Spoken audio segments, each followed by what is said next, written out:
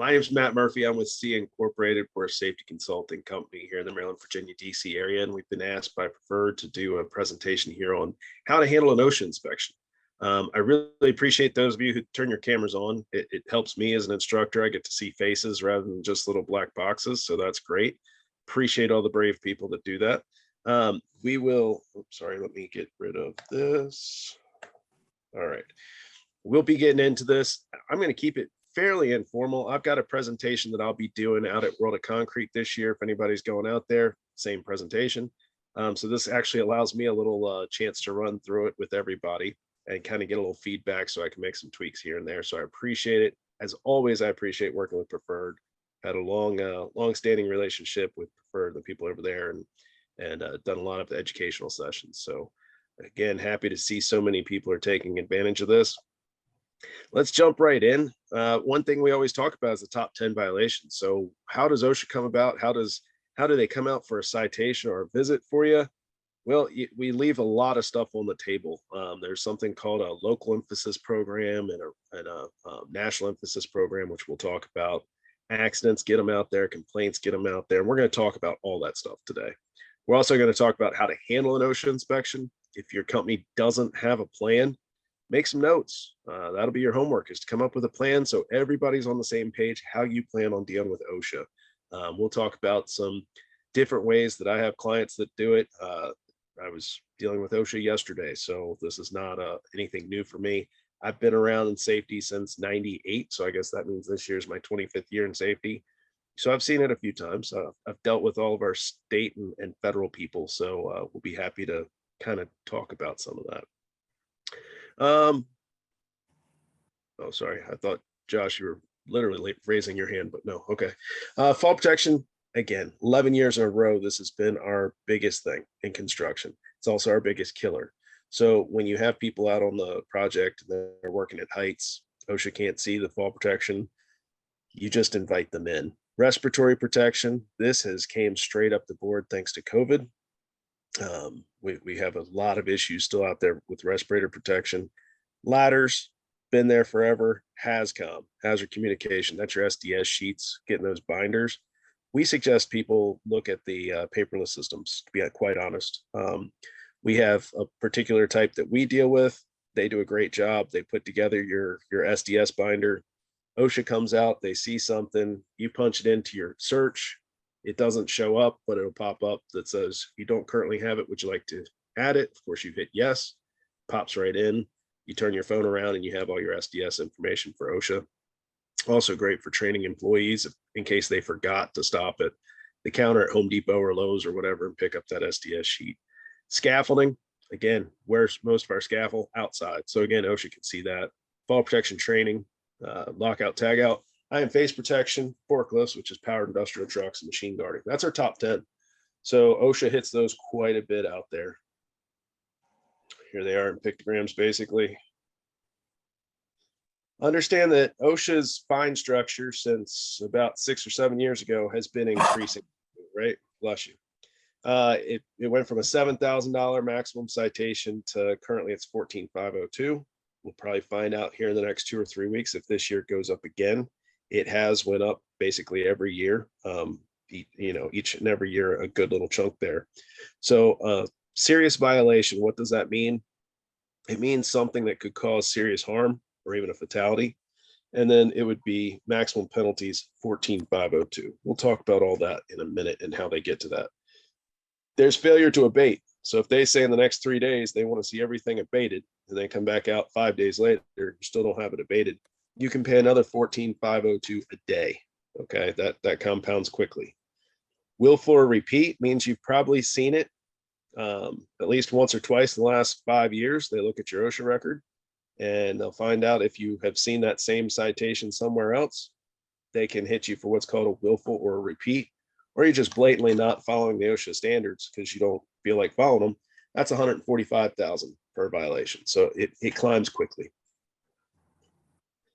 An OSHA national emphasis program. This is things that, they see all over the place. So if OSHA's driving by and they see one of the emphasis programs, which we'll talk about a few of these in a minute, they automatically have to come in and and deal with that situation. They know it's a hazard. They know it causes injuries or fatalities. So they have to come into your site basically.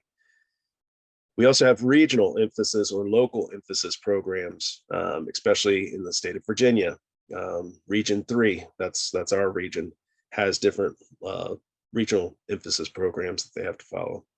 Don't expect OSHA to call ahead and give you a warning that they're coming. They're just going to show up. All right. And really, how's your site ready for OSHA as of now? If I approach your site, does it tell me where I have to enter and exit? Does it tell me I have to check in with somebody? If it doesn't, that allows me to walk around the site and look for whoever's in charge, right? Well, that would also allow OSHA to do the same thing. So it's important that we set our sites up right to where we have, hey, listen, we have a construction trailer, we have an office, or we have a designated area that all visitors must go to. I'm sure you go to some places and you see all visitors must check into such and such, right? And then if they go there and that person's not there, there's a letter on the door, call this person, in case the door is locked. That's very important because you're directing which way it's going to happen from there. All right. Emphasis program, OSHA has it on their website. You can take a look at it. State plans, currently there's 22 state plans. Where Maryland, Virginia both have state plans. Pennsylvania, DC, those are federal plans. So if you're in Virginia, you're going to see Virginia OSHA. If you're in Maryland, you're going to see Maryland OSHA. If you're in DC or Pennsylvania, you're going to see federal OSHA. Okay, so there's differences there. They have to be at least as effective as OSHA, and usually they'll have their own standards that go above and beyond. Maryland, you're caught inside smoking where there's a ceiling or a roof, you're just going to get nailed for the smoking standard here in OSHA as well. Let's see here. State plans have their own regulations. Feel free to get on OSHA's website. There's a map of the United States. If you're in another location or you're going to be doing work in another location, click on that state map, find out what pertains to those people, to that area. I apologize. OSHA inspections, again, usually they don't receive advance notice. So one thing we tell our clients is to come up with a plan. If OSHA shows up to your job site and says, hey, we're here to do an inspection, what are you going to do? Usually, number one, we want to have all the safety programs available. All right. We want to have our OSHA 300 forms available. And then we'll usually have, again, in writing, how we're going to deal with OSHA. And most companies that are successful usually say something about, they want to have their safety representative on site. Sometimes that might be an in-house person, that might be the president of the company, that might be your safety consultant. In my case, I'm the safety consultant. So I get a phone call, and usually OSHA will allow you an hour, sometimes up to 2 hours, to get that person on site before they walk. When they're walking, there's some things to think about. What's your route to get them there? What's your route to get them through a job site or a factory, right? Kind of start taking a look at that and understanding you're going to take them to a certain area, or you're going to take them for a tour. You kind of control that route. And what's some important things to think about?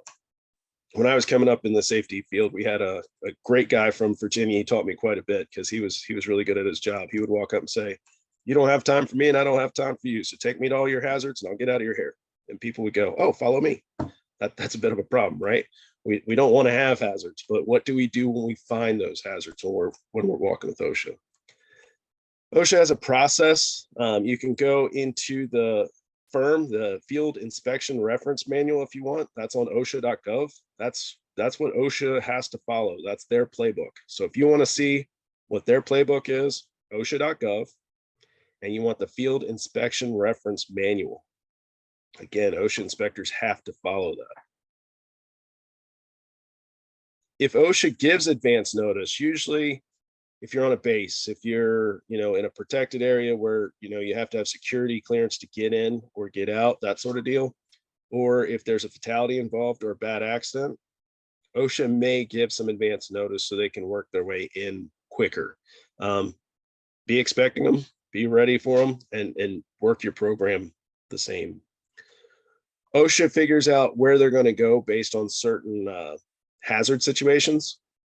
So an imminent danger situation would come first before a fatality or catastrophe. Why is that? Anybody have an idea? No? Well, the fatality's already happened. Yep. Yeah. Yeah. So the fatality's already happened. The accident's already happened. If it's imminent danger, that means it's about to happen. So they can really get some change happening and make sure that person doesn't get hurt or killed if they do imminent danger first. Then they do fatalities and catastrophes. Then they do employee complaints. All right. Your employees have the right to complain to OSHA if they deal with supervisors and the supervisors aren't getting the job done. They're not changing anything. My father was a perfect example. You say, hey, Dad, I don't feel like doing that. I think it's going to be a little dangerous. He'd tell you, well, I don't pay you to think. I pay you to do the work. All right. So back in the day, he was probably not the best candidate to deal with OSHA at the time. He would have really been in for complaints if he worked his job the way he did back then. Referrals. So this can come from anybody. In the state of Maryland for a while there, the no smoking standard. I see referrals for the next 3 weeks when they teach the new recruits about the no smoking standard. They suddenly felt they were the smoking police. So OSHA had to follow up. And then planned or programmed inspections are all the way at the end. How does OSHA come up with a planned or a programmed inspection? Every construction job has a permit, right? So that permit number goes down University of Georgia or somewhere like that, University of Florida, and they send back a certain percentage of those numbers. And OSHA gets told, hey, you need to try to target 10% of these sites, and they'll give them a list of sites. So you might be way off the beaten path, but if you have a permit, you could get a planned or programmed inspection. Unfortunately, last time I talked to the state OSHA office, they are running so many accidents and so many complaints that they barely can get to planned and programmed inspections right now. So that's a good thing for those that aren't having that. It's a bad thing for all the people who are having those issues. Imminent danger. What does that mean? There's a threat of death or serious harm, right? So we got to watch out for imminent danger. You pull up to the job site and you see 3 people walking on the roof without fall protection. That's imminent danger. All right, they could fall off, they could die. So that's going to take a little bit higher priority. Imminent danger situations, if the OSHA inspector believes it's imminent danger, they're going to stop, talk to you, and encourage you to take care of that imminent danger issue. All right. They can ask a federal court to order the employer to eliminate the hazard. All right. But usually it shouldn't go that far. If OSHA shows up, they're the problem, you should be taking care of that problem. That's OSHA 101. If there's any questions as I go through, I know I'm kind of going through at a pretty good clip. Just go ahead and type them up there and we'll keep an eye on that chat box. Guaranteed inspections. If there's a fatality or it looks like it's going to turn into a fatality, if it's a bad enough accident, OSHA's pretty much guaranteed to investigate. So what does that mean? If I have an accident and it involves a fatality, as the employer of that person, I must report to OSHA that there was a fatality within 8 hours of the time I find out the fatality happened. So let's say it's Friday. Unfortunately, you have a bad accident. Person goes to the hospital. You may not find out from the family until Monday or Tuesday that person didn't make it. But by the time you find out, that clock starts and you have to call OSHA. OSHA will come out and do an investigation. The main thing they're looking for is to make sure that hazard doesn't still exist and nobody is in an imminent danger situation after that fatality. Okay. That is probably what we see a good chunk of our OSHA work with right now is accident follow-up. Fatality or catastrophe inspections. If you have an accident, 3 or more people to go to the hospital. Now it's if anybody's hospitalized, if there's a loss of any digit, so you have an amputation of some sort, it could be an amputation of the ear, it can be an amputation of the finger, it can be an amputation of anything, or a loss of an eye, you have 24 hours to call OSHA and let them know that happened. One thing around here, don't just call the 1-800-OSHA number with federal. It usually takes them a couple days, unless it's a fatality, to get it to the state office. The state office needs that call. So if you're in Virginia, look up your local VOSH office, call Virginia Occupational Safety and Health. If you're in Maryland, the same thing. Look up the Maryland Occupational Safety and Health. If in case of an accident, expect OSHA to come investigate, preserve and protect the scene as best as possible. If you've ever been part of an accident, you'll know that EMS, etc., does not care about your scene. They will blow it apart. That's okay. They've got to do their job and get out. It's up to you to secure it from there. If there's materials that need to be moved, if it has bodily fluids on it, such as blood, bag it accordingly. Use proper precautions to protect that equipment so that when OSHA does come out, that they can see those materials. Don't just throw everything away. Don't just hide everything. You need to protect the scene for at least 24 hours. Media. We used to have to worry just about media arriving. What's the problem on a project now? When an accident happens, everybody has a cell phone, right? So suddenly everybody's a YouTube reporter or a Facebook reporter or whatever, and things can be going really wrong. And all of a sudden you have 20 cameras in the air videoing everything that you're doing. Plan for that. All right. I would even go so far as to say, talk to a legal expert about how to handle that. Used to be with the news, it was pretty easy. Get a spokesperson, tell everybody that everything goes through the spokesperson, make sure everybody knows that media point of contact. And if you arrive on the scene and the cameras are in your face, you simply say, listen, our media person is this person. They are expected to arrive at this time. They'll answer any of your questions at that time. It kind of got everything out of the way. But now that everybody thinks they're a reporter and everybody has a cell phone camera, you're having it from all situations. So you may want to think about that with your worksite regulations as well. Complaints. Again, an employee that doesn't feel like they're being taken care of. Unfortunately, lately, it's if somebody gets fired and they didn't like the way they got fired, they file a complaint. It's a 7 form. So they file that complaint. They say they talked to their supervisor. They explain what the hazard was. OSHA will take a look at that. Sometimes they used to call it file by fax. So they would fax you a list of information. You would just go through that information and answer it, and they would consider the case closed if it was satisfactory. Sometimes they still do that, but most complaints do get attention by OSHA, so they'll come out and check things out. It's not always an employee. All right, in construction, we make noise, right? Love these residential sites where, somebody has to be the first one in. But that residential site's going to work for the next 3 years developing that land. And that first one in calls OSHA weekly because they don't like the noise or they don't like this or that or the other. But they had to have that first lot, right? So we see that out there. Sometimes neighbors don't like buildings being built. I've had live feeds and stuff sent to OSHA before. So you got to just basically work as if everybody's watching you already. Reporting requirements, we just talked about that. The 8 hours after death or 24 hours after inpatient hospitalization. Make sure you realize it's inpatient. You send somebody, they get an x-ray, it's negative, they're treated and released. That's not an inpatient hospitalization. Now, if they have surgery or they are kept overnight or any of that sort of stuff, they're usually inpatient hospitalization. It's not an outpatient situation. All right. Establish your team now. When an accident happens, you have to have somebody to investigate the accident. That is often not going to be the person who's not only, dealing with the accident, but then you want them to look for OSHA hazards. They've got one job. Let them get that job done first. Investigate the accident. Have somebody else to deal with OSHA if you need to. Okay. But the first and foremost part is that we get to that root cause analysis. We figure out why that issue happened. And we figure out as a team how to make sure that doesn't happen again, right? That's our biggest thing, how to make sure that accident never happens again. So, have somebody else that will meet with OSHA, understands OSHA. When OSHA comes out to the site, it's pretty much the same rules every time. They show up, they do what's called an opening conference, okay? That's where they show you their credentials, they tell you why they're there.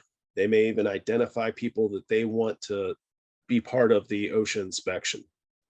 So at this point, this is again, when either you get your people in place, if you are a GC, I don't know how many GCs are on here, you can ask for what's called a focused inspection. In construction, we have what we call multi-employer work site citations. What do I mean by that? If you're the controlling employer, again, the GC, if you are the creating employer, exposing employer, or correcting employer, you can be cited for the same hazard. So if we're missing fire extinguishers on a project, everybody can be cited because everybody's exposed. Everybody fills one of those roles.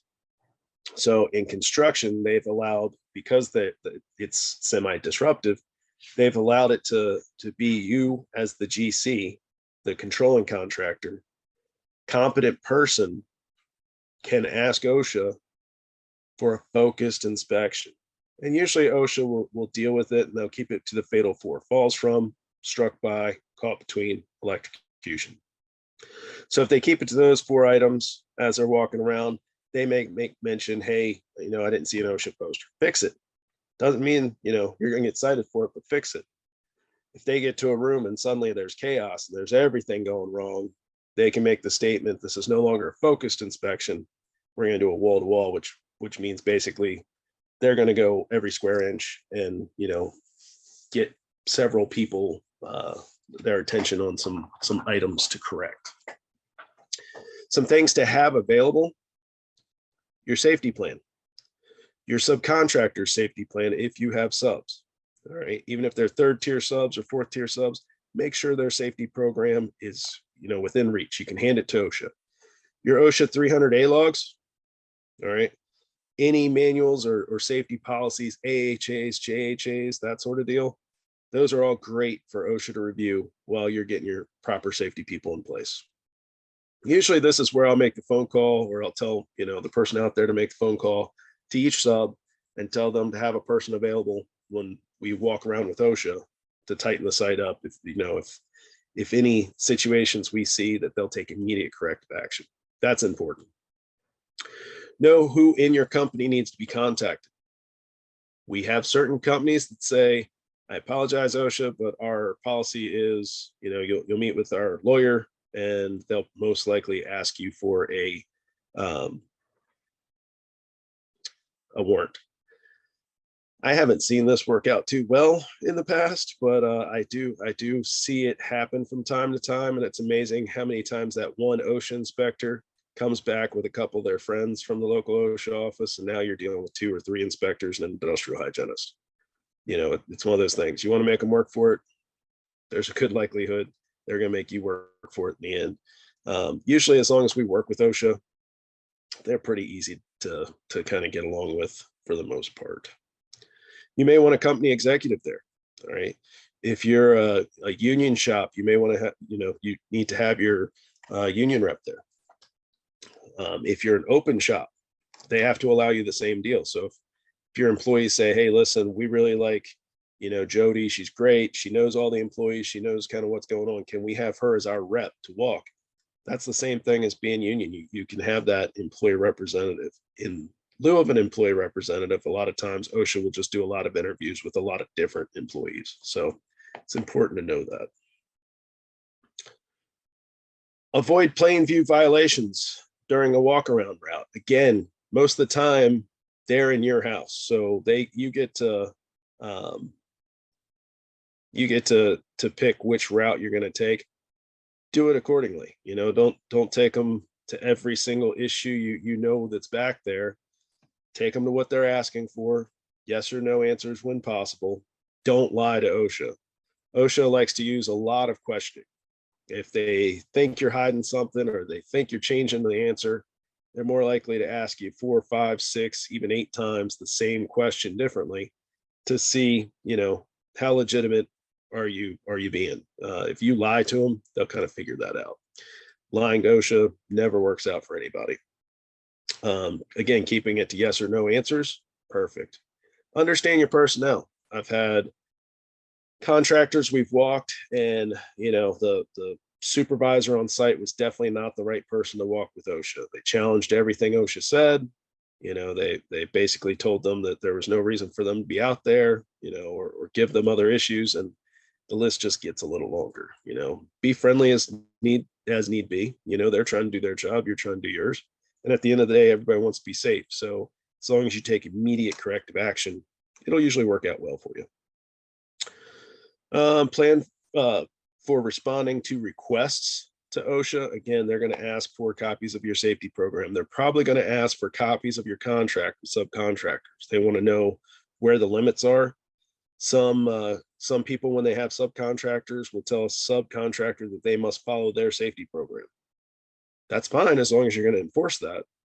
But if you're not, all you're doing is open yourself up to that multi-employer worksite citation. If you have a subcontractor do their job correctly and you're not providing supervision, may be harder for OSHA to build that multi-employer citation. You can advise employees that they have the right to speak or not to speak to OSHA. It's basically the same thing as if you get arrested, right? You have the right to remain silent. Same thing for your employees. It's good to know that ahead of time. Do a little training session with your employees and let them know if you don't feel comfortable talking to OSHA and you just don't want to talk to them, don't. You have that right to refuse that.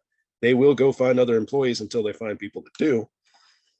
Excuse me, but an employee may very well say, I just don't feel comfortable. I don't want to be part of this. They have that right.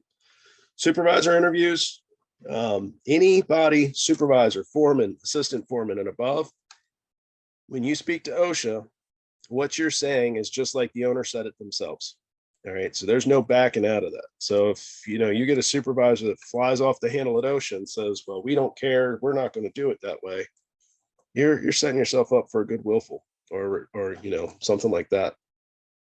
Understand supervisor training is very important, and we make sure the right person is the right one representing your company.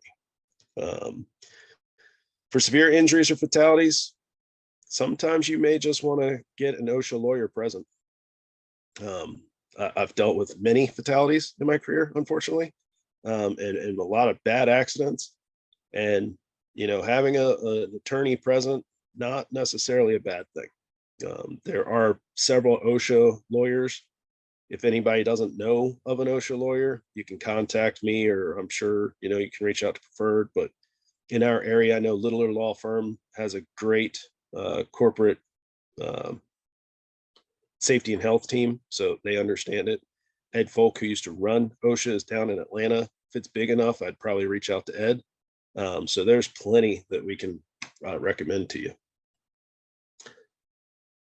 Once the compliance officer arrives and does that initial meeting, they'll let you know kind of what their thoughts are, what they want to do. We'll have some sites that say we don't allow pictures on our site. Well, OSHA can just go get a warrant, get those pictures, or you can say we normally don't deal with pictures on our job site, but we're going to kind of make an exception for working with you all. If OSHA takes a picture, you take a picture. If OSHA questions something, it's up to you to kind of figure it out. We have a question. How do we address showing the OSHA 300 log if it's not on site? So most records, OSHA allows you up to 4 hours. And those 4 hours are where the records are kept. Okay. So if it's an OSHA 300A log and it's February to the end of April, you should have it on site. But if they ask you for the past 5 years, you have 4 hours. So let's say your corporate office hours are 7 a.m. to 3:30 p.m. and they're out there at 1 o'clock. That means you only have an hour and a half of today, and then you'll have 2.5 hours tomorrow morning to have that to OSHA. Okay. Usually they're not terribly strict about that 4 hours. They'll say, hey, can you get to me by lunchtime tomorrow? They'll kind of work with you. So that's how that happens. Same thing with training records they may ask for. Same thing with contracts, all that sort of stuff. They'll usually allow you that 4 hours to get that to you. Great question. Again, opening conference, they're going to present their credentials, include management and employee representatives, discuss the scope of the inspection. Again, this is where the general contractor has to remember those words. Can we keep this to a focused inspection, right? If they're there just as a programmed inspection or a complaint, even an accident, can we keep this focused to that? Review the 300 logs, the 301s if needed. 301s are optional. If you haven't taken the record keeping class and don't understand what I'm talking about with 300 and 301, I believe we have a record keeping class scheduled, right, Chastity? We can get you some information on that. Yeah, training. That's going to be on January 11th. So I'll mention a little bit more about that at the end too. Perfect. Training records. I can tell you almost all the time, if there's an issue or an injury or an accident, the very first thing I would do is go on the computer, pull a toolbox talk covering those topics, and that day or the very next day, first thing, get signatures from everybody and go over that topic. Retraining. Copies of relevant safety programs, like we talked about. All right. They'll normally ask to have a representative to accompany the inspector. So they may say, hey, listen, we're going to start at the top. We want to talk to the roofers. And I think I saw the plumbers up there. Then we're going to come through the building. So I want the electricians to join in, drywallers, etc. So as we come down, we'll kind of catch everybody and walk through the site if it's going to be a wall-to-wall inspection. Same thing. If they take a picture or they make note, usually they'll use words like, I have concerns about, or I have questions about, because the compliance officer is not the one that's going to actually cite you. They're going to create a case.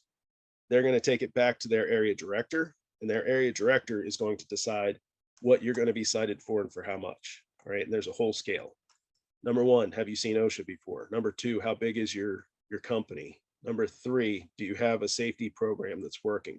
And what do we mean by safety program? Written program, training, inspections, and some kind of disciplinary policy. Can you prove that? In federal, they even give you a percentage off for having a safety consultant. So I don't know what smart safety consultant did that, but I appreciate their efforts. But there's a lot of things that make that $14,502 shrink down. So that may be $3,000 by the time it hits you, or $500 by the time it hits you. If it's unionized, union rep has to accompany the officer. You should always be with the inspector unless the inspector says, I need to go interview an employee. At that point, you need to stay where they feel comfortable away from the interview, but I'd still stay within eyesight distance so you can figure out when they're done and help direct them where they need to go. All right. Again, if they take video or photos, do the same thing. A lot of times in our area, OSHA will pull up, take a look from across the street and start their inspection from there. They may observe your site for 20 minutes, half hour. I've had them park in a parking garage for an hour taking pictures before. When you see that happen, inspection's already started. So you might as well, in your brain, know that they've seen everything. So now it's, what do we do from here, right? So what's done is done. Now, if they see issues, address those issues. Careful with some of the language that happens out there. Sometimes OSHA will go, do you see those people up there? If they fall right now, couldn't they get hurt? What are you going to do about it? You don't want to be the person that goes, I don't know, let me call the office and see what they want me to do. You need to be the person that goes, let me take care of that, and just walk right up and start taking care of it. That's what they want to see. They want to see that you're taking immediate corrective action, all right, on any of the issues. But I said, if you're the creating or the correcting contractor, you can get cited if you're contractually obligated to correct a hazard. So for instance, on some of these job sites, they might have the miscellaneous metals people or hardware people that have to come around and tighten up all the guardrails. And they're supposed to just monitor those guardrails. If that's part of your contract, that's how you get cited, not because you took care of it while they were walking around. That's not the correcting contractor who gets cited. During the walk around, sometimes they'll point out unsafe or unhealthy conditions. Sometimes they'll just have questions. Hey, listen, what are you doing here? I've never seen this process. Can you explain it to me? It's a good opportunity to help educate that OSHA person. Because remember, if you're in construction, OSHA sees a lot of construction, but they may not know specifically what you do. If you're in, the poultry business, or you're a manufacturer, or you're fuel and gas, those OSHA inspectors have to do all of that. So there's likely several processes that inspector just doesn't understand. So they will ask questions. It's always good to be that educator and help them work through that and understand why you're doing it and how it's being done safe. They might discuss corrective actions, but they cannot tell you how to correct items. Okay, if you look at the OSHA standards, a lot of them are what we call performance standards. They're not specification standards. I'd say 90+% of OSHA standards are you need to meet this criteria, or you need to do this, provide a safe and work health environment. They don't tell you how. Provide frequent inspections. They don't tell you how many is frequent. That's up to you. So OSHA leaves it up to you how you're going to attack it, but you have to at least meet that law, right? You have to make effort to be there. The OSHA compliance officer will usually take notes, pictures, and video. Employers should attempt to try to get as close to a matching set as possible. A lot of times when the compliance officer is taking a picture, I'll step back and take a picture of the compliance officer taking that picture and then try to zoom in where they were just so I can kind of get their reference. There's also some things to think about, such as view from your office, especially in the case of an accident or something where OSHA can say, well, it was right outside your office. Yeah, but between myself and where that actually happened, we had 14 layers of poly up and scaffold and everything obstructing my view. Take those pictures now, because when you get this citation 3 months from now or 6 months from now, it's going to be really hard to remember all these details, right? So make sure you get pictures everywhere. Try to get additional angles, okay? OSHA might take 2 or 3 pictures of the same thing from different angles. Try to get 5 or 6 angles, okay? Try to get every angle, because maybe they're getting the one that looks the best to them because they have a concern about it and they're going to set that up for a citation. But you need to show the opposite view that shows the safety that you do have involved, or maybe some engineering methods that you have involved. Again, be strategic on the path you take during an inspection. Be careful of the information you provide. It doesn't happen quite as much as it used to, but we used to have the buddy system. OSHA would come out, hey, I know you know what you're doing. Look at this site. It's great. It's perfect. And buddy with you. And then all of a sudden, tell me the truth. Do they ever provide training, or do they ever provide this or that or the other? It would kind of lead the person to say the wrong thing. If you've been provided training, but you don't remember your training, be honest. All right. Saying I don't know to OSHA usually means a citation. Saying, you know what, I've probably been through that class 4 or 5 times, but you sitting here in front of me asking me that question, I don't know what the height of the guardrail is supposed to be honest with you. I know it's supposed to be about yay high, so I can't fall over it. That's perfectly honest. OSHA cannot cite the employee. They can only cite the employer. So if you're honest about it and you've had that training, great. OSHA loves to cite training along with any hazards they have. Not only did you have an unsafe scaffold, usually they'll have lack of training on that scaffold or lack of inspection. Okay. Try to keep topics relevant to what they're asking about. And again, try to keep your answers to yes or no as much as possible. Don't provide a long list. If they say, hey, do you provide hard hats? Yes, we provide hard hats. You don't need to say, and hearing protection and respirators. Oh, respirators, great. Do you have a written program for those respirators? Do you have medical evaluations? Do you have fit testing? You just opened up a whole jar that you didn't mean to open up. Oh, I mean dust masks. Okay, well, are they required to wear respirators or not? You've just given them a new rabbit hole to go down. So answer the question that they're asking you. Behave. That's a big one. Behave. Bite your tongue. If there's a little bit of a thing that's irking you, make note of it, but just try to keep that smile. Yes, ma'am. No, ma'am. Yes, sir. No, sir. Get through your inspection. Closing conference. Once the walk around's done, once they've talked to the people they need to talk to, they'll usually hold a closing conference. They'll talk about, if you get a citation, that you have 15 days from the time you receive that citation to ask for an informal conference. And if you don't like what came up inside that informal conference, you can ask for a formal conference. My friends at Maryland seem to be really good about doing that informal outside that 15 days. And if you don't know, you kind of shoot yourself in the foot. What do I mean by that? If they make that meeting, again, I received the citation today. I put a notice into OSHA that says I want an informal. You have to have that informal within that 15 days if you want to keep your option for a formal contest open. Excuse me 1 second. Sorry, fighting that cough for a little while. You have 15 days to have not only the meeting, as well as figure out or request the meeting, but have the meeting as well. If it's 18 days or 20 days and you don't ask for a formal notice of contest, you've closed it to whatever you and the area director or their representative decides is really what's going to happen. When you go to an informal contest, and I suggest anybody that gets an OSHA citation, I don't care if it's a $300 fine, go to the informal. All right, explain your case, explain what you did, explain what you do. They can get rid of the fine. They can lower the fine. They can extend the abatement. They can get rid of the thing altogether if you provide the right information. They're really trying to come up with a settlement. If that doesn't happen and you go to formal, that's when I always suggest get a labor lawyer. All right. Don't get your buddy's best friend that was a lawyer that did tax lawyer work, different person. All right. Get a occupational safety and health lawyer that understands the standards, that can go toe to toe with the state's attorney or whoever they put in that formal contest.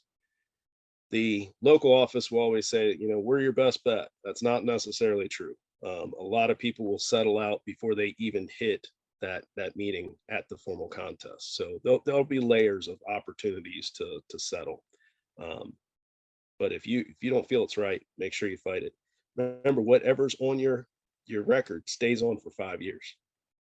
If you get cited for that same item, it's 10 times the maximum fine. So that's over $140,000 for that willful or serious. So it's important to get that erased, right, if we can. Closing conference.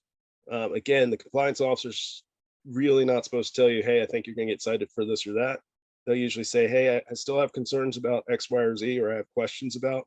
This is your opportunity to talk to them and explain those hazards, what your fixes are, and to find out how to make sure it's taken care of and abated before they leave. All right. Worst case, they'll at least say that it's abated and you don't have any paperwork to follow up with. If it's not abated, they'll give you paperwork and you have to prove abatement. This is really a problem when they don't tell you. And then in 6 months, what does your site look like, right? If you're in construction, building might be built. All right. We may be to finishes. We might be out of that building and on to the next, right? So it's important that we keep these documents and all the materials so that we can deal with it and fight it when we need to. Any effort to show good faith and compliance will usually greatly reduce your proposed penalties. And then, of course, during the closing conference, OSHA will usually give you a guide that goes over what you need to do afterwards. Types of citations we talked about. I'm sorry, willful. You knew the problem was there. You just didn't take, any care of it, or you got cited for this just a couple years ago. So it can become repeat or willful. Serious, that's where we see most of the citations, right? Again, it can cause serious hazard, but serious citation stays on your record. Other than serious, again, it can go up to 1405, but it just gives you an other than serious. People will a lot of times go to OSHA and they say, well, if you can drop my serious to other than serious, I'll pay the fine. Well, that's great, but understand it's still on your record. You still can be cited for willful or repeat. It just looks a little bit better on bid day when a contractor asks you how many serious violations do you have, and you got out of a couple and went to other than serious. That's where that helps you.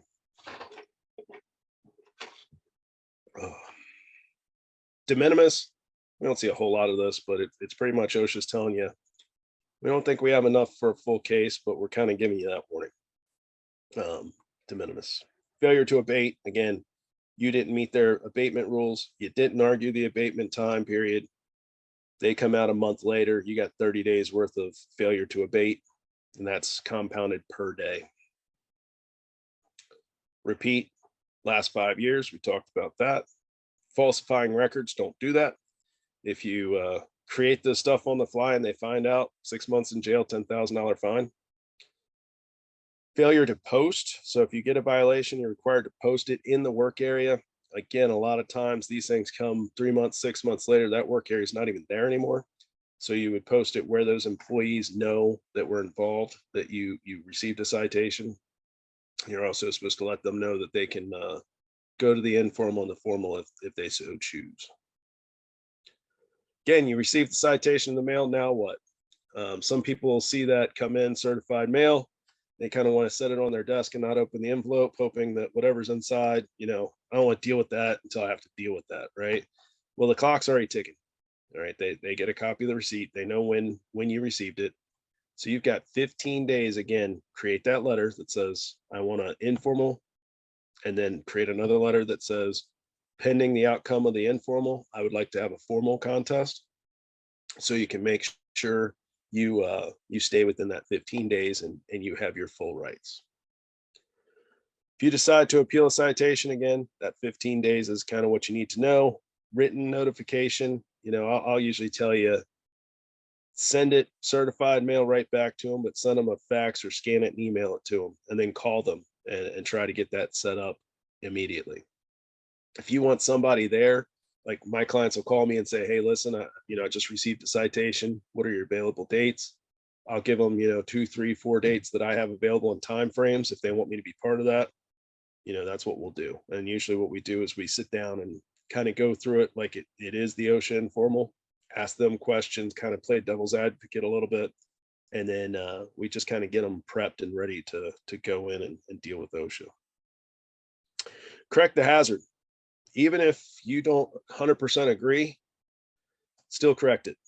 Because if you leave an uncorrected issue out there and it becomes worse, then it's automatically going to go willful. Return the employer certification of abatement form. You might have to have receipts or pictures. If they say you didn't have a guardrail up, take a picture when you put the guardrail back up, right? Have something that shows that you've abated that citation.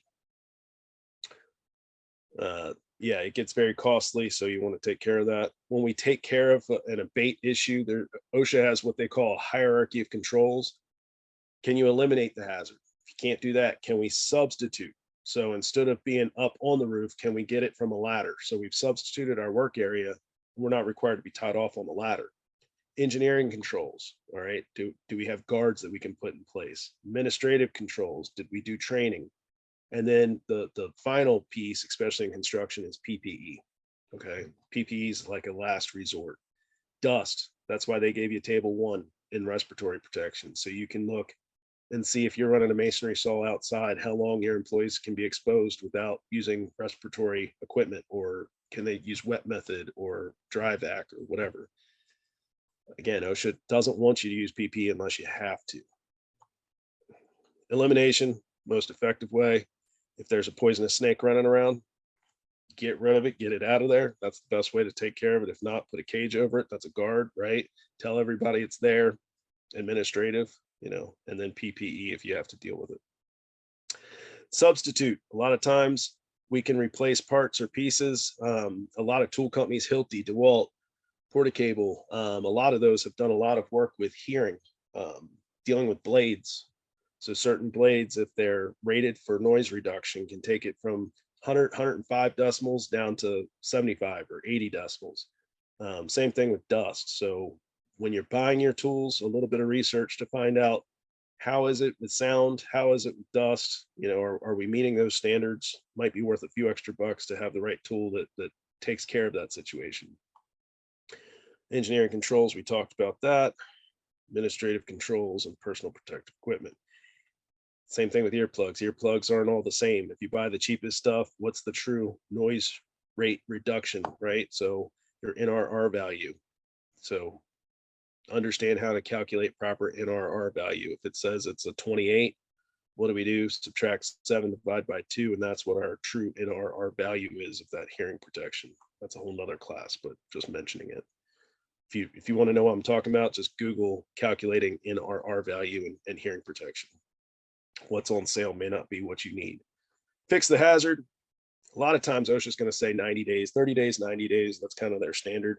If you're in an abatement period and OSHA were to come out for another citation, if you're working with OSHA and you're in that abatement period, usually they do not stack onto that. They leave that part alone. And then again, you'll have to certify that you've protected it. Informal conference, you're dealing with the director one-on-one. You're trying to come up with some kind of agreement. You're telling them your side, they're telling you what the case file says, and you try to come up with something in between. Again, you have those 15 days. Best thing we can tell you to do is get prepared now. So put your plan together. Who's going to deal with OSHA? What's your walk path going to look like? How are you directing your traffic in and out of your site to make sure they come to your office so you know when OSHA shows up? Do you have your OSHA 300 reports available? Do you have your safety documentation on site? Are you doing toolbox talks every Monday morning? That's a great part right there to help with a lot of the training requirements. Have you looked at your written program in the last year? All right, just that title page that says that program's 5 years old tells OSHA a lot about your program. So be updating those. It says maintain copies of your safety inspections at your office. Don't post all of your latest safety walkthroughs on the wall. You don't need OSHA to come down and make the checklist of Well, what did your safety person find? Well, let's see if you did anything about that, right? You don't need to give them that ammo. We can give that to them later if we need it, and have a plan in place for when OSHA arrives. Is there any questions? I know I went through a ton of stuff. I want to leave a good bit of time. I think we got about 10 minutes here or so for you all to ask questions, and I'll be happy to answer them. You can open your mic if you'd like.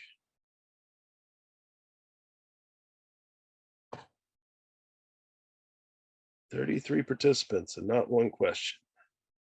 If you're thinking it, so is somebody else. Be brave. We had a question that you might be able to answer. As far as, who would be your safety consultant if they were asked? The question was, can we use preferred? No, can't really use preferred. We provide resources and materials and things like that, but we're not necessarily an official safety consultant. They could use you, couldn't they, though? Correct? Oh, yeah. Yeah, we have a safety consulting firm that you could definitely use, C Incorporated. That's our email and our phone number on the screen. Feel free to reach out. If you have questions, I don't charge to answer questions. In fact, if anybody wants to ask me a question one-on-one, I'll even put my cell phone that goes directly to me in the slot. Always feel free. We've even came out and met with preferred clients for free, just to kind of tell them, what we see, whether it's, we can help you, we can't help you, we can answer questions for you, stuff like that. We don't mind that. We have a great relationship, and we can try to help you guys out. That's for sure. Matt, I have one question. Yeah. So the most common violation that I see is when people take guards off of equipment, whether it be guards from a grinder or reciprocating saw or some kind of that nature. If a subcontractor is utilizing that equipment without the proper guards in place, who receives the fine for that specific trade? Would that be the subcontractor who is authorizing the use of that equipment, or the general contractor who's overseeing the site? That depends. So when they talk to that person, OSHA is going to use interview process, right? So they're going to talk to the employee and say, hey, by the way, has the GC been around? Has the supervisor been around? Have they seen what you're doing? Do they understand what you're doing? And a lot of times, oh, yeah, they were here, 20 minutes ago. That's kind of setting up your multi-employer. They're saying you walked by, you saw it, you didn't do anything about it. So that's setting them up for that. They have to prove, number one, that you have prior knowledge, being the GC or the controlling contractor. Or B, let's say, Mason's using the grinder with no guard. Well, the plumber sees it. He really needs to kind of make a little bit of a cut or an adjustment and ask, can I borrow that real quick? And they go over and use it. Well, both of them are getting cited because they got exposed and the other one took the guard off. So they're the creating contractor. If you fill any one of those roles, you can be cited.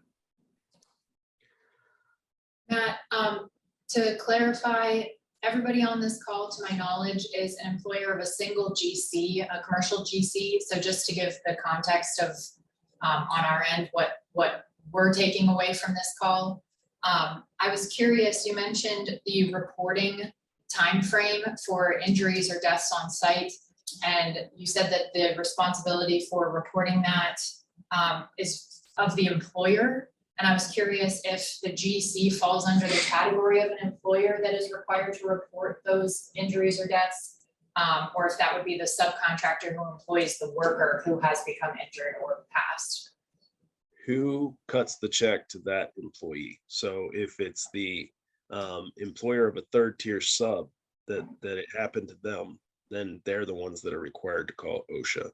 I always tell my GC clients, put it in writing, to remind them that you would like to know who called OSHA and what the time is, but you need to make sure that that you, as the subcontractor, as the employer of the person who got hurt, goes ahead and calls OSHA to protect yourself. It does not come back to the GC, but it's always good to have the what I call CYA, right? So we want to have the paperwork there. Shoot an email and just remind them that that's there and that you would like to know what time they called.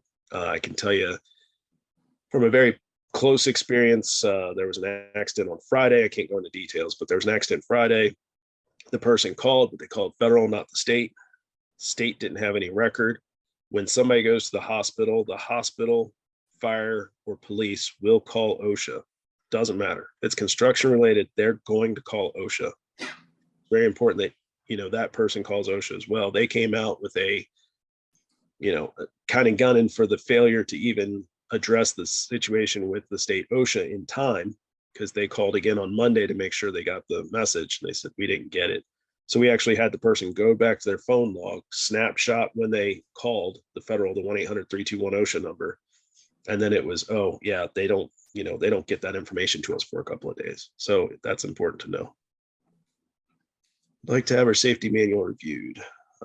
We would be happy to. If you want to touch base with me, I gave you my cell phone, or shoot that csafety@AOL, an email, and just let them know what you want to do. We'll touch base, get me a copy of it. I'd be happy to go through it.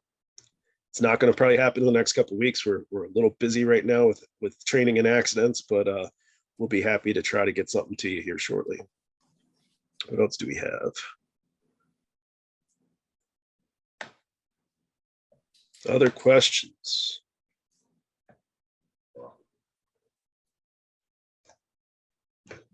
All right. Anything else, Chastity? Yeah, so we do have on January 11th at 10 o'clock from 10 to 12, we'll be having with Matt Murphy, the OSHA 300 recordables, kind of how to fill those out, as well as the OSHA hot topics for the previous year. So an invitation for that seminar is going to go out in the next few days. So just be checking your email for that. I'll be sure to send it to everybody who is on this list, as well as, a lot of other people. So sign up for that. It's broken up into 2 hours. So you can come to both, or you can come to just one. First one will be for the OSHA hot topics. The second hour will be for the OSHA 300 recordables. It's sometimes a different audience. Sometimes it's the safety people who want to be in the OSHA hot topics, but then we have more administrative or HR people that want to attend the OSHA 300 recordables. You can either come to one or you can come to both. So that's going to be coming out pretty soon. Just be on the lookout for that. We have these seminars, just so all of you know, several times throughout the year, different topics, different things. So just be on the lookout for the news of value emails that come out from Preferred Insurance. They will sometimes include information on what seminars might be coming up in the next month or so.